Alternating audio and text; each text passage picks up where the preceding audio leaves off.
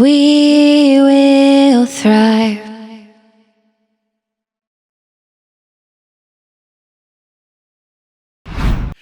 Very welcome. Thank you for coming, Mr. Erik Swanson. How are you, Peter? What's up? Woohoo! I'm stuck behind these walls, man. Get me out of this thing. Yeah, you're stuck behind this wall. There, Germany. It's just he's stuck behind these walls, and it's just one wall, but actually it's 10,000 kilometers, which is about a trillion miles now. It's about, I don't know, 7,000 miles. So thank you, Erik, for coming here. Thank you for welcoming me. Good to see you guys. Really great to be here. You guys are doing some amazing things to the world. So I really appreciate what you're doing, Peter and Katja. Thank you. Erik, you have a co-name. So we decided to do some parts. So we decided to do some kind of interview, and you join in to speak. And when I speak too much, just tell me, "Shut up, Peter." Yeah, and then I shut up, and it's your stage. But your nickname or your co-name is Mr. Awesome. Yeah, and honestly, you brought me to say awesome all the time. So what is awesomeness for me, and why is this your name? Oh, thanks so much. By the way, there's definitely a delay from Germany to the U.S. About a 2-second delay. When I went like that, I didn't mean to cut you off yet. So I'm really excited about being here. Yeah, Mr. Awesome. So I was nicknamed Mr. Awesome, and the way that it happened, Peter, was I was coming off a stage one time in California, and this gentleman, there was a bunch of people there to get my book that I was passing out to the audience. And this gentleman was right there, and he's like, "I want one of your books too." And I go, "Excellent." And he goes, "You're Mr. Awesome." And you know who that guy was? It was Les Brown. So when Les Brown calls you Mr. Awesome, you kind of like keep the nickname, right? But then I got to tell you, Peter, it actually it taught me something. It taught me that, look, if this gentleman, Les, or Brian Tracy, who I worked with for years, if they think I'm awesome, right, and they think that my techniques are great and my attitude's awesome and so forth, then maybe there's something there that we all can be awesome together, right? And it's not about me, it's about we. Does that make sense? So it's all about helping the world. And the more you can work on yourself, I know you had Evan Money. He's a great friend of ours as well. Right. He's up the street from me here in California. And he was talking about being a better me. And I love that because if you can be a better you yourself, then you can be a better world leader. And I love that. That's where the Mr. Awesome and all the awesome things come into play. Awesome. And if Les Brown calls you Mr. Awesome, then it's an official job title. I totally agree. So now we know where the nickname came from. It came from Les Brown, which is definitely an official job title. You mentioned you work together with Brian Tracy, but not only with Brian Tracy, you work together with almost everybody. Everybody you work together, you spoke on their stages. You had Bob Proctor, you had Richard, I don't know, every big name. Everybody, yeah. Yeah. Brian Tracy, Bob Proctor, everybody. Jim Rohn back in the day. Yeah. Peter Brendel, I know this guy, crazy guy from Germany. Yeah, also. Yeah, I'm telling you, Peter. Yeah, actually, Bob Proctor hasn't been on my stage. I shared a stage with him one time with Greg Reed.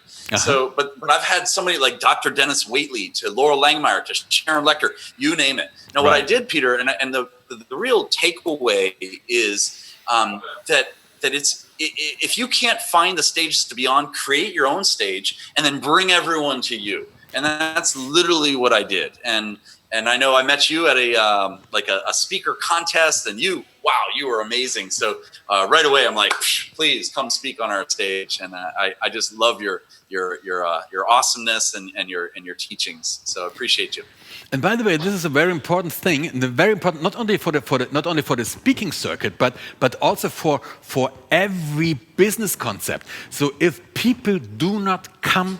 If they don't book you, for example, then create your own stage. Yeah, and this is what you did. You just created your own stage and made the people come to you. And this you can transfer this idea to every other business.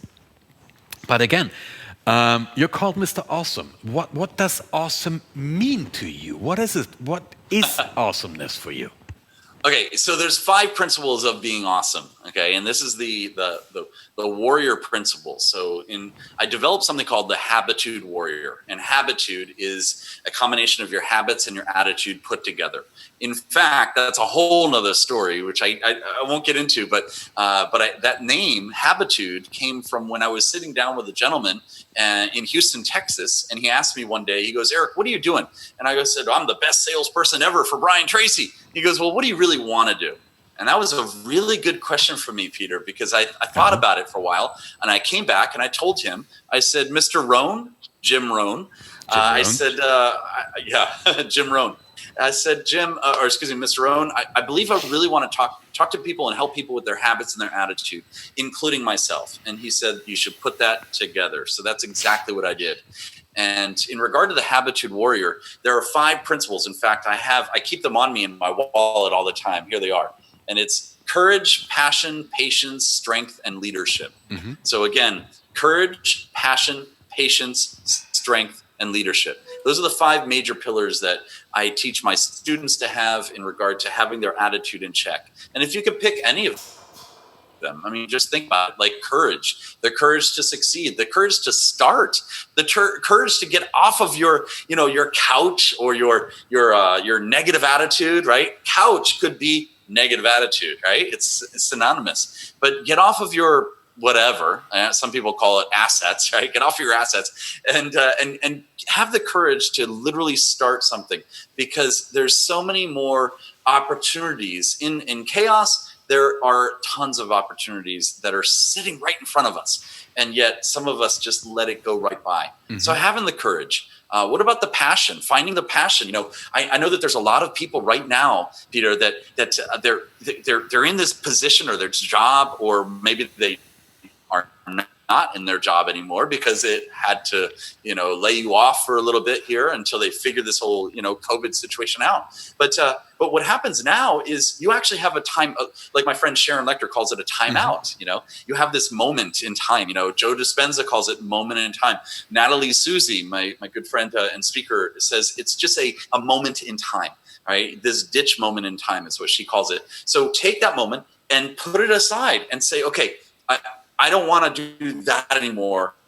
Now is the opportunity to grab and I brought this out just for this reason, blank piece of paper and a pen, and mm-hmm. write down 10 things that you would love to do in the next, 12 months or 5 years or lifetime, right? What are those 10 things? And then circle 3 of them over the next 3 days. Circle 3 out of the 10. So what is your passion that you actually want to fulfill and do? What is one of your dreams? I'll tell you one of my dreams. I can't believe I'm telling you this. This is the first time I'm telling anyone live right now. But don't tell anyone, right? No. One of my dreams is simply just to go down and down to the beach and open up a little like a coffee place. I don't even drink coffee, but open up a really cool coffee place, call it Motivations, right? Uh-huh. And so every day we'll have a different motivation or a different coffee drink or whatever, and just like chill. That's what I want to do, and give people motivation and hope and awesomeness. And a friend of mine calls me a hope dealer, which I think is kind of cool. So courage, passion, patience. Sometimes you have to have patience. By the way, if you notice, patience is, if you go courage, passion, patience, it's the middle finger. But patience is, you got to be patient. You have to be I knew you'd like that one. You got to be patient in regard to accepting the awesomeness that's going to come into your life, right? How many, Peter, you and I know, how many people do we know that they're like, oh, well, okay, I'll do this course, or I'll do this mastermind, or I'll do this summit, this 24, after 24 hours, I'm going to be fixed just like that. No, you gotta be patient. You got to get off your assets. You have to have that courage, that passion, be patient. But then how about the strength of leadership, right? Full focus, right? So the strength of leadership is have the resilience, the stick-to-itiveness, as our friend Greg Reed talks about, mm-hmm. And literally be that leader. Because if you can move yourself to the next level, then guess what? People will follow you. And it's amazing. And I'm probably going to mess up this. I'm going to say the saying because I will mess it up anyway. But your stuff, a lot of other people are envy of your stuff now, right? You might be thinking, oh, I only have this. I'm only doing this. Well, guess what? There's so many people in the world that would love to trade places in your spot. Absolutely love to trade places. We had this talk a few times ago. So right now we are all struggling. You are struggling. I'm struggling. But on the other hand, we are still safe. We have everything we need. We have enough food. We have shelter. We have clothing. So at least everything is fine. There's so many people who really suffer much, much more. So just one last short question, Erik. If there would be one advice to give out to the people right now to start to evaluate themselves to another level, what would this one advice be? Yeah, thanks for asking. Okay, first off, I just wrote this down. Boom. Change struggling. That's my handwriting, by the way. Change struggling to strengthening. Okay, so I'll do it again. Here we go. Ready? Struggling to strengthening. All right. So let's see if I can have Peter look at the TV. Look over here, Peter, over here. No, over this way. Okay, good. So, hey, I got the right angle, didn't I? That was funny.